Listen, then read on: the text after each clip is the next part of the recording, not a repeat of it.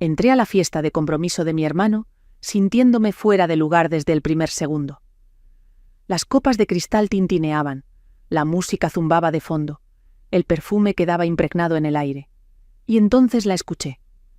La novia se inclinó hacia sus amigas y susurró lo suficientemente fuerte como para que se oyera que ya había llegado la apestosa chica del rancho. Después vino la risa. Se me apretó el pecho, pero no reaccioné. Ninguna de ellas sabía que yo estaba parada en un hotel que era mío, ni que esa noche no iba a terminar en brindis. Antes de contarte lo que pasó después de ese susurro, deja tu like y dime desde dónde me estás escuchando, y si alguna vez te subestimaron en silencio, porque lo que ocurrió después lo cambió todo para siempre. Me llamo Paola Bernal, tengo 32 años, y durante la mayor parte de mi vida aprendí a ocupar muy poco espacio. Hablo bajito, escucho más de lo que hablo, uso ropa sencilla que no anuncia nada sobre mí, no porque me faltara confianza, sino porque aprendí desde temprano que ser subestimada puede ser más seguro que llamar la atención. Crecí en un pueblito donde todo el mundo sabía los chismes de los demás. Mi hermano mayor, Esteban, era la estrella. Los maestros lo adoraban, los vecinos lo presumían. Mi mamá, Margarita, construyó su orgullo alrededor de él sin querer lastimarme. Simplemente pasó. En la mesa, sus logros llenaban el cuarto. Los míos recibían asentimientos educados, como si fueran ruido de fondo. La única persona que de verdad me veía era mi abuela. Tenía una forma de apretar mi mano un segundo más de lo necesario, como si me estuviera anclando al mundo. Cuando era adolescente, me dijo que yo era constructora, no de casas o cosas, sino de estabilidad. Me prometió un collar que había pasado de mujer a mujer en nuestra familia. Dijo que un día sería mío, porque yo iba a necesitar ese recordatorio más que nadie. Me fui de casa a los 18 con una sola maleta y sin fiesta de despedida. Trabajé en lo que encontré, empezando desde abajo en hoteles, jornadas largas, pies adoloridos, noches calladas, comiendo comida para llevar a solas. Con el tiempo fui subiendo. Aprendí cómo funcionaba todo. Ahorré. Invertí con cuidado. No le dije nada a mi familia. Ellos nunca preguntaron. Durante años mandé dinero a casa de forma anónima. Pagos, recibos, arreglos, gastos médicos, medicinas. No quería crédito. Solo quería que estuvieran bien. Así que cuando llegó la invitación a la fiesta de compromiso de Esteban, tarde y casi como si fuera una ocurrencia. Aún así, fui.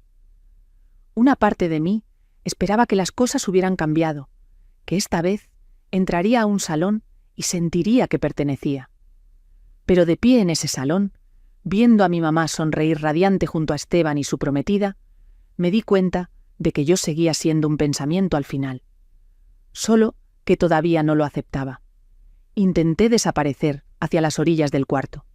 Es una habilidad que desarrollas cuando creces, sabiendo que te toleran, no que te celebran. Me quedé cerca de una mesa alta, con los dedos rodeando un vaso frío, mirando cómo la fiesta se movía a mi alrededor, como si yo no fuera parte de ella.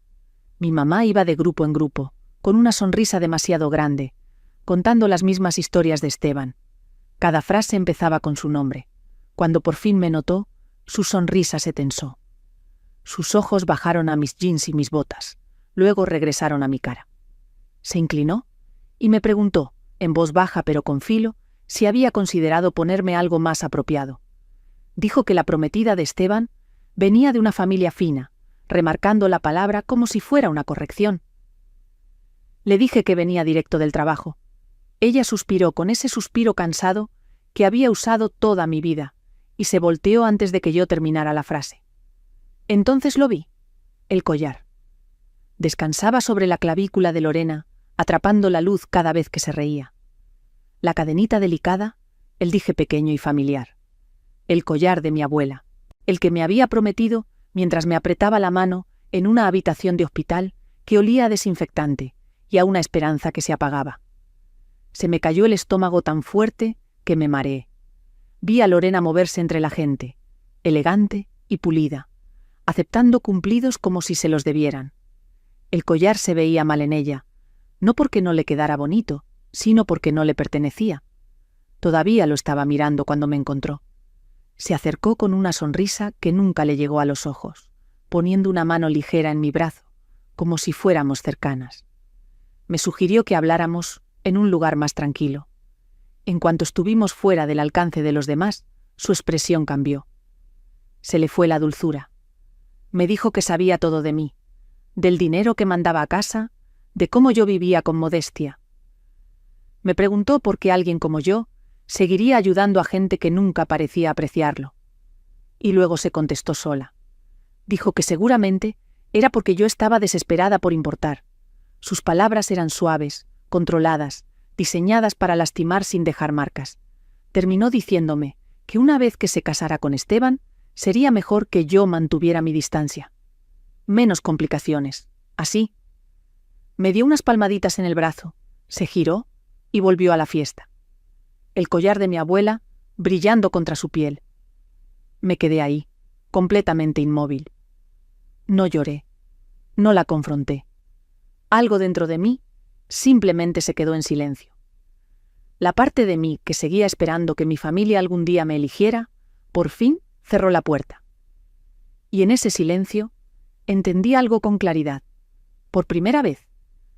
Esa noche no solo era incómoda, era peligrosa. Necesitaba aire. Aire de verdad, no el filtrado por candelabros y sonrisas forzadas. Salí del salón y me metí al pasillo, donde la alfombra apagaba mis pasos y el ruido bajaba a un zumbido lejano. Esta parte del hotel se sentía distinta, familiar, controlada. Siempre me aterrizaba. Entonces escuché voces. Aminoré el paso sin querer. Más adelante, cerca de la esquina junto a los elevadores de servicio, Héctor Villaseñor estaba con el teléfono pegado al oído. Estaba de espaldas, con los hombros tensos. No me vio. Estaba demasiado ocupado discutiendo en voz baja, con urgencia. Alcancé a escuchar fragmentos, palabras como después de la boda, flujo de efectivo, y solo necesitamos que lo crean un poco más. Se quedó callado, escuchó, y luego dijo algo que me apretó el estómago. Mencionó a mi familia, no por nombre, pero sí por lo que implicaba. Su estabilidad, su capacidad de ayudar. Colgó y acomodó la cara, regresando a una sonrisa pulida antes de alejarse. Me quedé ahí más tiempo del que debía, con el pulso parejo y la mente corriendo. Esa llamada no era pánico, era cálculo. Bajé al estacionamiento y me senté en mi carro con el motor apagado, con los muros de concreto presionando alrededor. Abrí en mi celular unos registros viejos, transferencias, pagos, recibos que yo había cubierto por años. Pagos de la hipoteca, gastos médicos, siempre anónimo, siempre en silencio. Mi familia creía que la estaba librando por su cuenta, y al parecer, alguien más creyó que eso significaba oportunidad. Las piezas se encajaron con una facilidad incómoda. Los Villaseñor no estaban interesados en Esteban, ni en amor, ni en familia. Estaban interesados en el acceso, en lo que creían que mi familia representaba. Y si estaban equivocados, si el dinero no estaba realmente ahí, el golpe aplastaría a todos los involucrados. Ya no estaba adivinando, estaba confirmando. Le mandé mensaje a Daniel Cruz y le pedí que me viera cerca de la entrada de servicio. Cuando llegó, no le expliqué todo, no hacía falta. Le pedí que investigara a Tucci, a los Villaseñor. Antecedentes, de forma discreta y a fondo. Asintió una vez y se fue. Luego llamé a mi abogada. Raquel contestó de inmediato. Le dije que necesitaba opciones. Y las necesitaba rápido. También llamé a Ana, alguien que entendía los números como la mayoría entiende las emociones. Le pedí que buscara patrones, cualquier cosa que no cuadrara. Regresé arriba con una calma controlada, casi distante. Adentro, la fiesta seguía. Música, risas, copas en alto. Pero algo fundamental ya había cambiado. Esto ya no era sobre un insulto. Ni siquiera era sobre el collar. Era sobre detener algo, antes de que destruyera a mi familia. Y si eso significaba que la verdad tenía que salir de la forma más pública posible, entonces ni modo. Para cuando volvía a entrar al salón, la noche había llegado a ese punto frágil en el que todo se ve perfecto justo antes de romperse. La música bajó. Las luces se atenuaron lo suficiente para sentirse íntimas. Alguien golpeó una cuchara contra un vaso, anunciando el inicio de los discursos. Héctor Villaseñor ya iba rumbo al pequeño escenario, con una copa de champaña en la mano, sonriendo como un hombre que creía que el salón le pertenecía. Lorena estaba junto a Esteban, con la mano enganchada en su brazo, el collar de mi abuela, descansando exactamente donde no debía. Mi mamá estaba sentada cerca del frente, radiante, sin saber que el piso bajo su silla estaba a punto de desaparecer. Daniel cruzó mi campo de visión y me dio el gesto más pequeño, un asentimiento mínimo. El mensaje de Ana llegó segundos después. Tenía razón. Está peor de lo que pensamos. Raquel siguió con una sola frase. Todo está verificado. Tú estás cubierta. No sentí triunfo, sentí calma. Héctor se aclaró la garganta y empezó a hablar de familia, de confianza, de lo honrados que estaban de unirse a la nuestra. Su voz cargaba seguridad, practicada durante años de decirle a la gente lo que quería oír.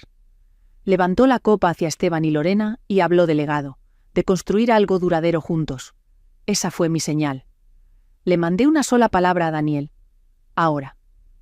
Las pantallas detrás del escenario parpadearon. Algunos invitados se rieron, pensando que era una falla. Luego, la presentación de fotos de compromiso desapareció y fue reemplazada por una página blanca, fría, llena de texto con apariencia oficial. El silencio se extendió por etapas, como una ola recorriendo un estadio. La sonrisa de Héctor se congeló. El documento en pantalla mostraba un resumen financiero. Limpio, simple, nombres resaltados, cantidades redondeadas, movimientos hacia lugares donde no debían estar. Apareció otra página. Otro estado de la República, el mismo patrón. Luego, una tercera y una cuarta. El salón se llenó de murmullos mientras la gente se inclinaba hacia adelante, tratando de entender lo que estaba viendo. Héctor tartamudeó al micrófono, diciendo que era un error, un problema técnico. Señaló frenéticamente hacia la cabina. Nadie se movió. Apareció la siguiente imagen. Una foto de Lorena, más joven, otro cabello, otro nombre debajo. Ella se quedó rígida. Se le fue el color de la cara tan rápido como si alguien hubiera jalado un cable. Elena Villaseñor buscó el brazo de Héctor, susurrando con urgencia, pero ya no había dónde esconderse. Los documentos seguían cambiando. Reportes, resúmenes, patrones que cualquiera podía seguir si estaba dispuesto a mirar. Esteban volteó hacia Lorena, con la confusión escrita en la cara. Buscó en la de ella una explicación y no encontró nada. Mi mamá miraba de uno a otro, sin sonrisa, con las manos apretadas demasiado fuerte en el regazo. Di un paso al frente y el sonido de mis botas sobre el mármol cortó el silencio. Las conversaciones murieron a la mitad. Las cabezas se giraron. Sentí cientos de miradas caer sobre mí, algunas reconociéndome por primera vez en toda la noche.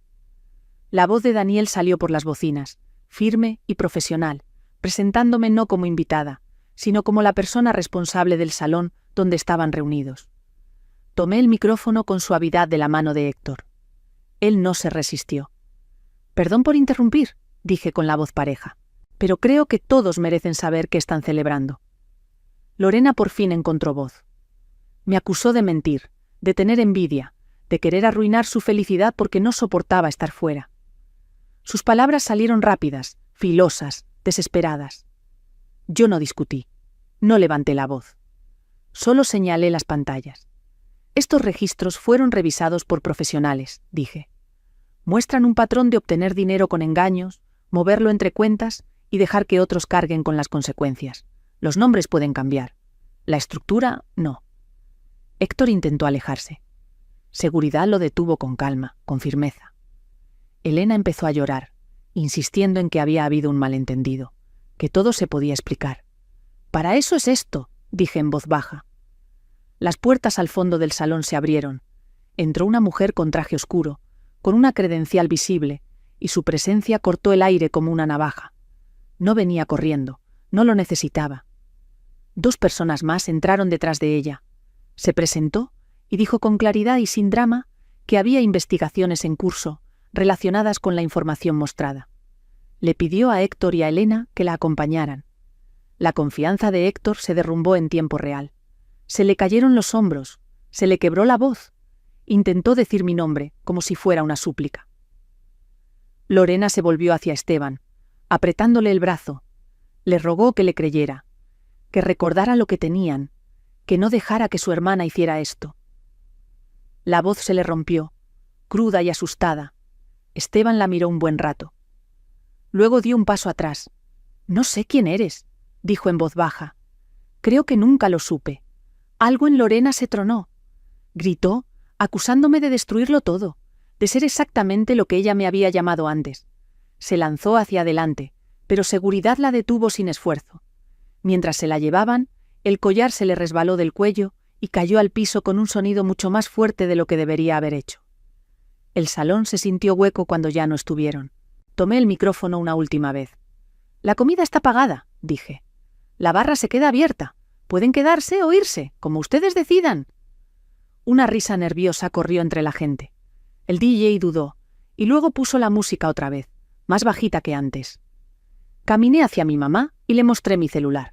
Transferencias, pagos, recibos, años de apoyo que ella había supuesto que venían de otra parte. Miró la pantalla y luego me miró a mí, con una expresión que se le dobló hacia adentro. Esteban me encontró cerca de la barra más tarde. Al principio no dijo nada.